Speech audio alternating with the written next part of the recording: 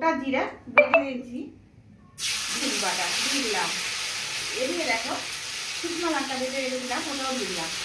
এদিকে দেখো পেঁয়াজ বাটা কিন্তু আমি দিয়ে দিলাম, কিন্তু সব কিছুতেই ঝাল ঝাল করে খাই।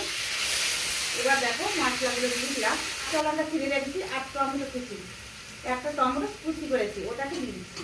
তারপরে নেড়ে ছেড়ে নেব। পরিমাণ মতো কিন্তু আমি নুন দিয়ে দিলাম আর দিয়ে দিলাম হলুদ।